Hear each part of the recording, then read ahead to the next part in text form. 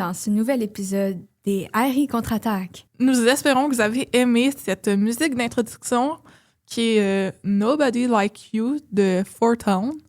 Qui a été écrite par Billie Eilish et Phineas O'Connell.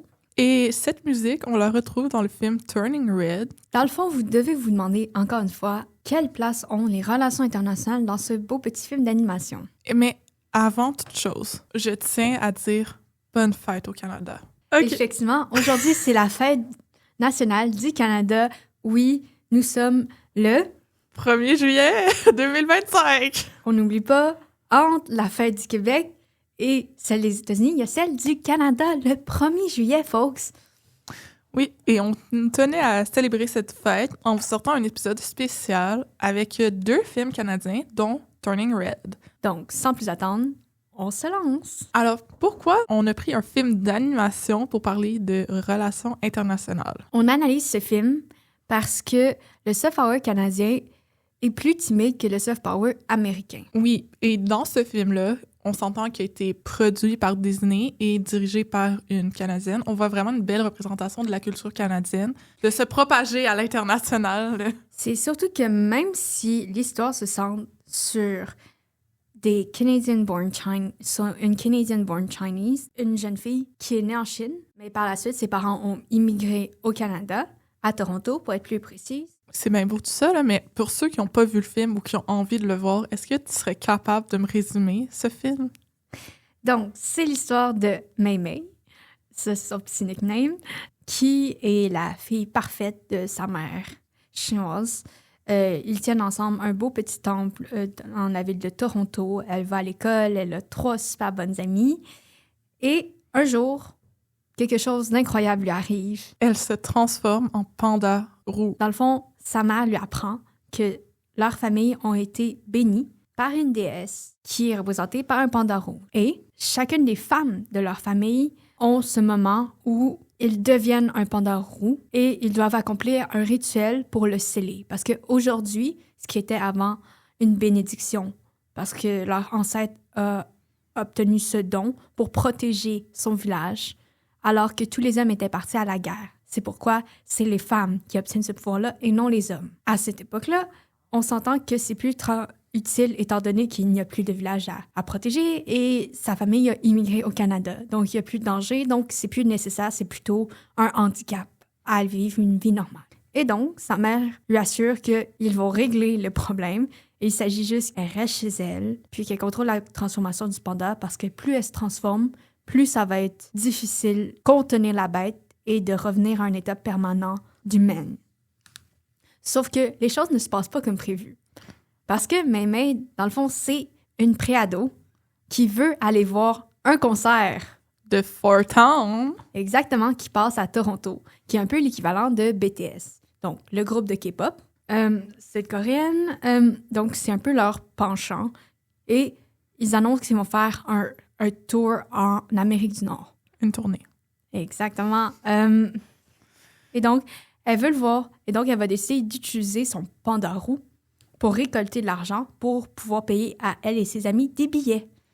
Mais, problème, la tournée la journée du spectacle au Canada tombe en même journée que son rituel. Exactement. Et donc, non seulement sa mère découvre la supercherie, mais elle doit effectuer son rituel cette soirée-là. Et donc, elle est forcée de laisser ses amis aller au concert tout seul alors qu'elle est supposée faire son rituel. Sauf que elle décide de garder le panda roux et de s'enfuir du rituel. Mais sa mère, qui avait un panda roux très fort et grand, brise ses boucles d'oreilles de jade qui retiennent le panda. C'était pas son collier? Non. Ah, non, le collier, c'est pour Mei Mei. C'est le collier qu'elle va donner à sa fille qui va l'aider à contenir. C'est vrai. Donc, elle, son objet en jade se brise et sa forme de panda roux se révèle. Et elle va vers le stade où il y a le concert pour retrouver sa fille. Et la grosse bataille mère-fille se produit. Et c'est aunties, comme on appelle. Donc, c'est tantes, en tout cas, sa famille proche et éloignée, décident de briser leur bracelet, leur objet en jade qui contient leur panda roux et décident de s'unir pour aider la mère de Mémé à retrouver sa forme humaine avant la fin de la lune rouge. Et ils doivent chanter pour faire le rituel. Et donc, le groupe Four Town va les aider à répéter l'incantation parce que ça marche avec n'importe quelle musique. Et voilà. Et tout est bien qui finit bien. Tout le monde retrouve sa forme humaine, mais Mémé décide de garder le panda roux. Avec cette belle histoire, on peut en tirer des liens avec les relations internationales en commençant par l'importance du sport au Canada.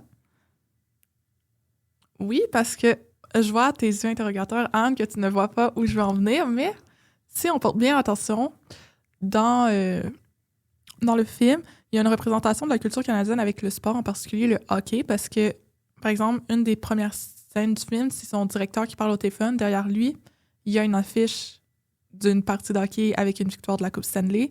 Aussi, juste même le chandail de pyjama de Mémé, c'est une feuille d'érable qui représente aussi comme la fierté canadienne. Effectivement, maintenant que tu en parles, justement, ça, c'est un point que j'ai noté parce que le film est clairement pas sur le fait d'avoir immigré au Canada, mais genre d'avoir une ascendance chinoise, mais d'avoir toujours grandi au Canada. Le film n'est pas axé particulièrement là-dessus, mais veut pas, ça fait un lien avec cette idée-là de comment les immigrants s'adaptent au Canada, plus précisément dans le monde anglophone, à Toronto. Puis on voit à plusieurs moments dans le film des symboles de la culture canadienne, comme tu l'as dit, le hockey, mais aussi le fait est que Mémé a un chandail canadien. Puis c'est vraiment intéressant parce que la première fois qu'elle se change en panda, on voit une scène où elle passe une rue qui est couverte de cerisiers, probablement, et l'autre rue est couverte d'arbres verts d'érable. Donc, ça fait comme... Ça représente visuellement qu'elle est deux. Elle a encore son héritage chinois. Elle aide sa mère avec le temple de leur famille. Elle se transforme en panda roux. Mais en même temps, son pyjama, puis plusieurs symboles dans le film, rappellent qu'elle est canadienne, puis elle n'a pas l'air d'être gênée d'être canadienne. Non, elle l'assume amplement, puis même le fait d'être chinoise, elle assume aussi ces deux parties de son identité qui forment qui elle est. Exactement. Mais on voit aussi qu'il y a plusieurs aspects qu'elle va refuser de se conformer 100% à un idéal chinois en disant à sa mère qu'elle a besoin d'être elle-même, puis qu'un aspect d'elle qu'elle réprime quand elle est avec sa mère, c'est le fait qu'elle aime ce groupe de musique-là, qu'elle aime sortir avec ses amis, puis qu'elle veut peut-être pas être la fille parfaite de sa mère non plus. Et avec tout ça, on voit aussi comme juste l'entourage de Mémé ou comme dans les scènes avec des personnages figurants, c'est aussi très multiculturel, qui représente aussi la culture canadienne qui se veut d'être multiculturelle avec différentes origines ethniques. Exactement. À un moment, on voit quelqu'un qui porte un hijab. On voit aussi plusieurs morphologies. Une de ses amies n'a pas une morphologie atypique, a des formes un peu plus généreuses, puis à aucun moment, on pointe du doigt le fait est qu'elle n'a pas la même morphologie que les autres filles. Puis encore une fois, une autre de ses amies qui a les cheveux roux est beaucoup plus grande. Puis on voit que c'est plus type, mettons, asperge. Tandis que Mémé est plus petite, puis il n'y a aucun commentaire là-dessus. Ça veut vraiment représenter une culture d'acceptation, que tout le monde est accepté pour ce qu'ils sont, puis il n'y a aucun commentaire fait là-dessus, ce qui est vraiment bien. Même si ça a été créé par une Canadienne, on voit beaucoup de symboles qui essaient de se rapprocher quand même un peu de la culture américaine qui se bâtit sur certains éléments de la culture américaine, comme par exemple, c'est sûr que là, c'est un aspect culturel chinois, clairement, mais ça fait beaucoup penser aux scènes de Mulan quand sa mère et elle prient dans le temple. C'est environ le même setting que dans Mulan, fait qu'on fait un lien avec une autre histoire de Disney. Fait qu'une espèce de continuation moderne d'une histoire chinoise.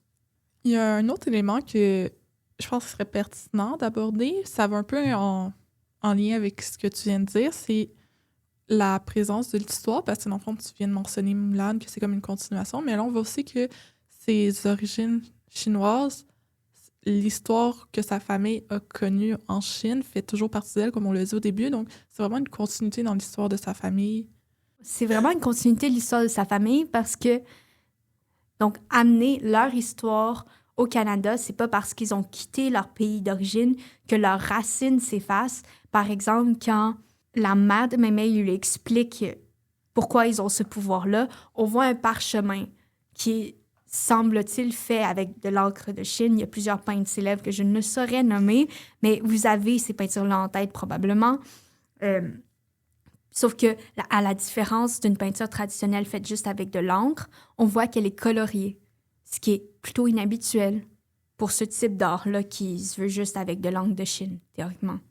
Puis aussi, c'est intéressant de voir comment le soft power canadien est lié non seulement avec celui américain par la comparaison qu'on a faite, le rapprochement avec Mulan, mais aussi avec celui indirectement sud-coréen, parce que on assume que le boys band est plutôt une copie d'une référence à BTS que à One Direction, mais ça se peut aussi, on pourrait faire un lien avec One Direction. J'en ai discuté avec une autre amie, puis elle estimait que c'était One Direction. J'ai une lecture différente à cause de la mention que c'est une tournée en Amérique du Nord, plus précisément. Donc, j'ai plus l'impression que ça se veut se calquer sur un modèle de boys band sud-coréen. Mais là, on s'appuie également sur un concept d'un autre soft power. Donc, on voit que le soft power canadien peut prendre ses bases, ses assises sur d'autres types de soft power pour mieux se renforcer. Puis c'est ce qui fait en sorte que je pense que le soft power canadien est plus subtil et présent, mais il faut plus porter attention que les autres soft power. Oui, puis aussi, il y a la mention du fait que le boys band, il passe seulement une seule date au Canada dans toute sa tournée nord-américaine qui se déroule aux États-Unis. Donc, c'est un peu une mention du fait que le Canada, c'est aussi l'Amérique du Nord. Et quand il y a des tournées, on aime ça qu'il y ait des artistes qui viennent nous voir aussi, et pas juste à Toronto. Là, c'est sûr que pour les besoins du film, je veux dire, c'est normal et correct, là, ça se passe à Toronto, là, mais un message à tous les artistes, il y a d'autres villes au Canada que Toronto. Exactement, mais en plus, je dirais que ce qui vient renforcer ces théories-là, c'est que, comme vous le savez peut-être, il y a eu, à ce moment-là où on va sortir le podcast, il va y avoir eu pour la première fois la présence de Stray Kids, donc un boys band sud-coréen qui va passer pour la première fois au Canada. Oui, et on se rappelle aussi l'année dernière, si je me trompe pas, à moins que ça soit au début de cette année, il y a eu Taylor Swift qui est passée au Canada dans 2 villes canadiennes et qu'avant qu'elle annonce qu'elle passerait au Canada, il y a quand même eu un tweet du premier ministre Justin Trudeau qui était au poste à l'époque. Qui invitait Taylor Swift à venir faire des concerts au Canada, ce qui s'est réalisé par la suite. Oui, parce que les concerts d'artistes internationaux sont une source de revenus et de touristes pour tout pays, dont le Canada. Donc, c'est un moyen d'attirer les gens aussi et de montrer comme notre pays par les médias sociaux, la promotion de l'artiste. Puis, en plus, si on prend l'exemple de Montréal, il y a quand même Osheaga où Billie Eilish est venue donner un concert au début de sa carrière.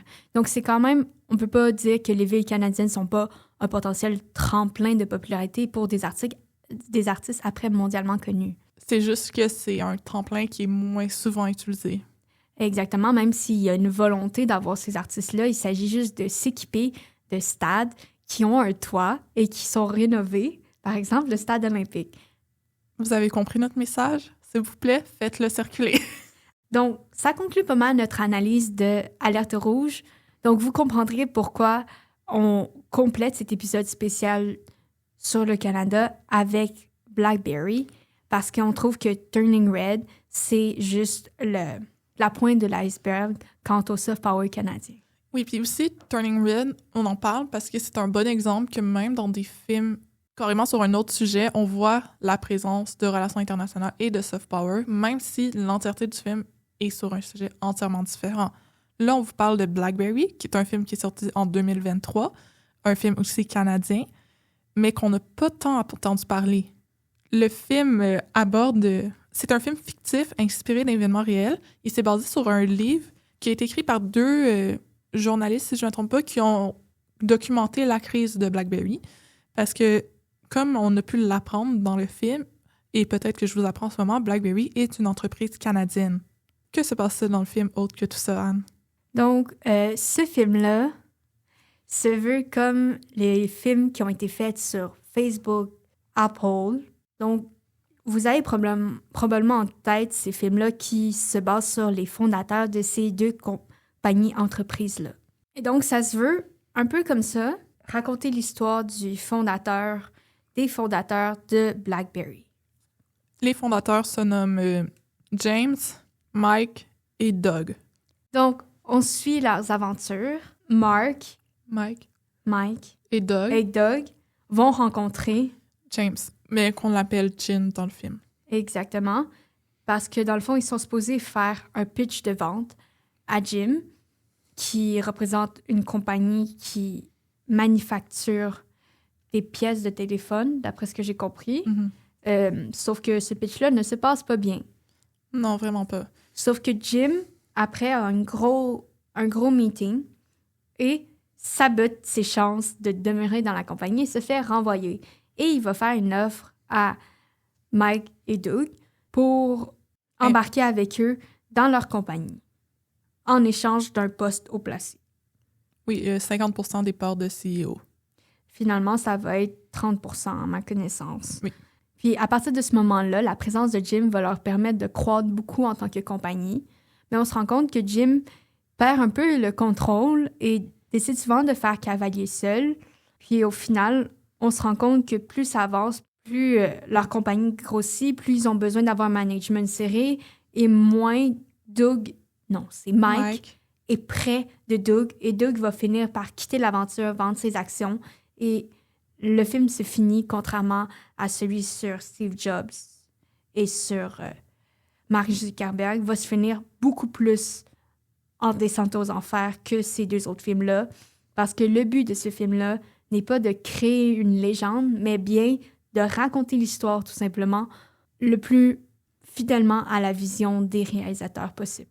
C'est vraiment, à travers ce film-là, on voit vraiment les tout débuts de comment BlackBerry fonctionnait, au tout début, avant même que BlackBerry, en tant que tel, la marque soit créée ou connue, jusqu'à son pic, son apogée dans les ventes. À la fin du film, il est mentionné que à son apogée, BlackBerry détenait 45% du marché nord-américain. 40% des parts du marché nord-américain sur les téléphones, mais que désormais, il en détient 0%. Donc, sur cette note très déprimante, on va commencer notre analyse. Comme j'ai mentionné, c'est très intéressant parce que contrairement aux films qui se concentrent sur Facebook et sur Apple, le but n'est pas d'entretenir la légende d'une compagnie qui existe encore aujourd'hui. Le but est vraiment juste de s'intéresser à comment on s'est rendu là, comment on s'est rendu à la chute de BlackBerry, en fait. Dans le début du film, le réalisateur, il va dire une phrase que je cite. « It could be possible for a man to conduct his business in Bali or Tahiti just as he could from London. » En français, ça signifie que c'est possible pour un homme avec un H, on va dire, de faire fonctionner sa compagnie de Bali ou comme un autre pays comme Tahiti, tout comme il pourrait le faire depuis Londres, qui est en Grande-Bretagne, ou même London au Canada. Et ça signifie que l'arrivée de la technologie dans notre monde a réduit les frontières. Parce qu'une personne située en Bali, qui est littéralement à l'opposé de Londres, va quand même être capable de traverser la frontière en travaillant grâce à la technologie. On n'a plus cette impression d'éloignement-là. Et ce film-là nous rappelle que le Canada a contribué, dans les faits, à faciliter cette interconnexion-là via la technologie, puis on l'oublie souvent. Fait que le film BlackBerry nous rappelle ça, que le Canada a contribué aux fondations qui font en sorte que le monde aujourd'hui est si connecté. Et c'est très intéressant parce qu'au niveau purement de réalisation, on voit très bien que la manière dont les premières scènes sont filmées avant de l'envoyer la compagnie, on dirait presque que c'est les personnes dans la compagnie au début qui se filment. Parce qu'on voit que la caméra n'est pas toujours axée parfaitement sur le bon personnage. Ça prend comme 3 secondes de délai pour que la caméra s'ajuste. Ça fait très amateur, puis ça fait penser un peu... il y a comme une vibe Friends et The Office, mais en moins sitcom. Plus amateur, genre. C'est très amateur parce que moi, à la limite, ça me donnait mal au cœur de regarder ces scènes-là parce que ça bougeait trop. Mais très vite, ça a arrêté de bouger, heureusement. Puis ça, je trouve que ça représente bien la différence entre le soft power américain puis canadien. C'est comme si le soft power canadien se veut plus représenter nos personnages comme étant plutôt humains que surhumains. Je pense que le soft power canadien, là, est à son apogée parce que justement, le but de ce film-là est plutôt de les voir comme des individus et non comme comme des gens qui ont forcément développé une aussi grosse compagnie à la base. Oui, parce qu'on les voit vraiment à travers leurs qualités, leurs défauts, leurs défis. On les voit grandir, croître à travers l'histoire. Puis surtout, on voit très bien qu'à la base, ces gars-là qui ont parti de BlackBerry, c'est des geeks. Oui. Puis aussi, c'est intéressant parce que comme on l'a mentionné pour Turning Red, le soft power canadien est plutôt du genre à se mêler au soft power américain et à se nourrir de ce soft power-là qui va alimenter à son avantage. Par exemple, donne plusieurs fois des produits de la culture populaire comme Star Wars. Mm-hmm. On fait beaucoup de références. Star Trek aussi. Puis... Turtle Ninja. Ouais, exactement. Puis aussi, on va mentionner Dune. Doug, juste avant que Mike et Jim s'en aillent à un gros meeting à New York, on entend Doug répéter une phrase de Dune. Sauf que si on regarde la sortie de BlackBerry est sorti en 2023. Le premier Dune, qui a été réalisé par Denis Villeneuve, qui est un Québécois, il a réalisé le 1 et le 2 pour l'instant. Le 1 est sorti en 2021. Donc, clairement, la mention de Dune à ce moment-là n'était pas inintéressée. Clairement, il y avait comme un but de rappeler probablement une petite association du Canada aussi avec Dune. Et en plus, comme dans le film Turning Red, on a aussi l'importance du sport canadien parce que le personnage de Jin est vraiment un accro sport, pas jouer, mais vraiment le regarder. Il mentionne souvent, il y a toute une histoire avec les équipes de hockey pour Jin que c'est super important, même à un certain point, il s'en va pour acheter les Penguins de Pittsburgh. Il y a aussi des références aux Blue Jays de Toronto. Les Blue Jays, pour ceux qui ne savent pas, c'est la seule et unique équipe de baseball canadienne. Donc, c'est un rappel qu'on a, ces sports-là sont quand même importants dans la culture canadienne et en particulier le hockey qui est un peu partout au Canada et peut-être un peu moins le baseball, mais qui est quand même présent. Et aussi, ce film-là, je dirais que ça peint une espèce de réalité à l'époque puis qui est encore vrai aujourd'hui. La compagnie canadienne se fait arnaquer par une compagnie robotique aux États-Unis. Puis ça montre bien que, même à cette époque-là, il y avait une genre d'exploitation des États-Unis de notre savoir au Canada. Puis on voit que ceux qui ont l'argent, c'est les États-Unis. Ça a toujours été ça. Ils s'en vont à New York, sur Wall Street, pour obtenir des fonds de cette compagnie-là de robotique qui essayait de les exploiter et refusait de leur payer leur dû pour avoir développé un prototype, un moteur. Et donc, c'est juste quand Jim arrive qu'il prend les choses en main de manière très agressive et dit à Mike et Doug qu'il faut absolument faire un cellulaire, que c'est ça qu'il faut qu'ils fassent pour récupérer leur argent. Oui, et c'est grâce un peu à tout ça que le BlackBerry a créé un téléphone qui, pour la première fois, pouvait recevoir des emails avec le clavier. C'est une des raisons pourquoi aujourd'hui, on a des cellulaires comme on a aujourd'hui, parce qu'ils ont développé certaines fonctions, certaines manières de faire qui, après, se sont répandues. Aussi, en parlant des cerveaux, que tu disais que les États-Unis, tous les cerveaux s'en allaient là, ils volaient un peu le savoir canadien, si je peux dire ça comme ça. On voit aussi que ça mentionne l'exode des cerveaux, parce que Jin, il s'en va recruter aux États-Unis les meilleurs ingénieurs pour les amener au Canada, pour qu'ils travaillent pour lui à BlackBerry. Puis là, on a genre un retour de balancier, justement, parce que, bon, on se rend compte par la suite que la raison de la déchéance de BlackBerry, c'est un mix entre le fait est que Apple a sorti son iPod puis son iPhone, puis aussi parce que Jim a rédigé des faux contrats qui ont boosté la valeur de l'action de BlackBerry, ce qui est une fraude à la valeur de l'action. Et donc, à la fin du film, ça se finit qu'il y a une déchéance de BlackBerry parce qu'ils se font poursuivre par un organisme, par SEC, qui va leur demander des comptes pour cette manipulation de leurs actions. Et ça va mener à des sanctions contre Jim, qui va se faire éjecter de la compagnie. Et ça finit aussi que malheureusement, Mike se voit dans l'obligation de manufacturer ses cellulaires en Chine, alors que l'entièreté de la manufacture à l'époque était au Canada, à Waterloo. Puis c'est intéressant de mentionner que Waterloo, c'est pas pour rien qu'ils ont installé leur quartier général là, parce que Waterloo abrite l'Université de Waterloo, qui est classée 21e au classement mondial pour les programmes d'ingénierie et de programmation. Puis, c'est aussi intéressant de noter que dans l'esprit des Canadiens, l'argent est aux États-Unis, la main-d'œuvre est disséminée un peu partout aux États-Unis dans les grosses compagnies. Il faut la ramener, c'est ça que BlackBerry va faire. Puis aussi que la mauvaise qualité, c'est déjà à cette époque-là, ils considèrent que c'est la Chine. Oui, parce que le personnage de Mike, à chaque fois qu'il voit des produits faits en Chine, il dit ils savent comment le construire, mais ils savent pas comment bien le faire. Ils disent qu'ils n'ont pas le souci du détail, Oui. alors que visiblement, on voit quand même que je dirais que Mike est probablement un peu Asperger, parce que la première chose qu'il remarque dans le bureau de Jim, c'est le fait est que son interrupteur émet un bruit blanc.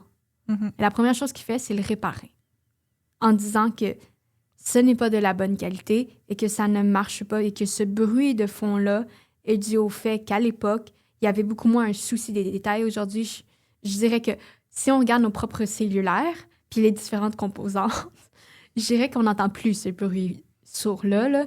Mais à l'époque, c'était ce qui était symbolique de ça. Et il dit, je veux bâtir un cellulaire qui est parfait.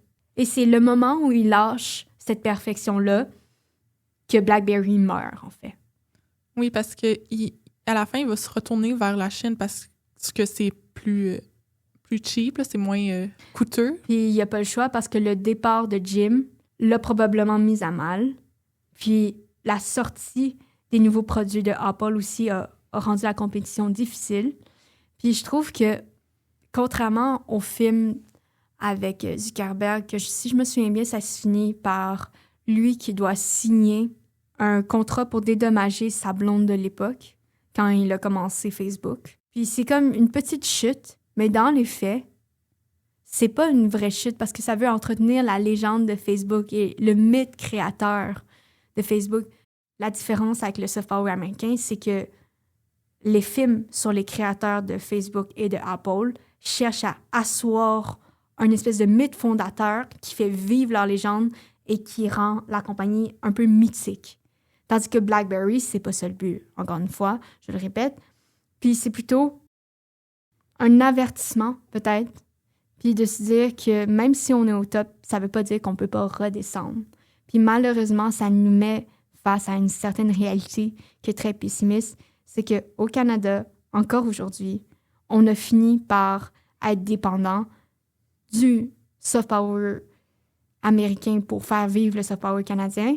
Et dans les faits, toutes les plateformes de réseaux sociaux, mis à part la plateforme sur laquelle on publie notre podcast, l'environnement des réseaux sociaux est principalement dominé par des gens bien déterminés, soit américains ou quelques joueurs asiatiques.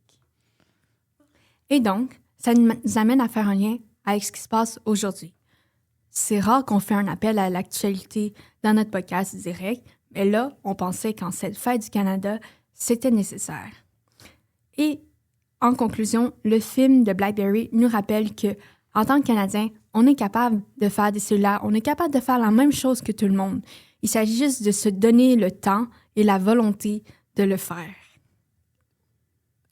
Et on encourage tous les entrepreneurs québécois, canadiens qui existent ou qui veulent le devenir à oser. On a, comme Anne le dit, on a le pouvoir et on peut rayonner à l'international. et surtout, on a les connaissances, on a les capacités et je suis certaine qu'on a la volonté de le faire. Il s'agit de rêver et de se donner le droit de rêver à la même chose que les Américains ou que la Corée du Sud, la Chine ou le Japon.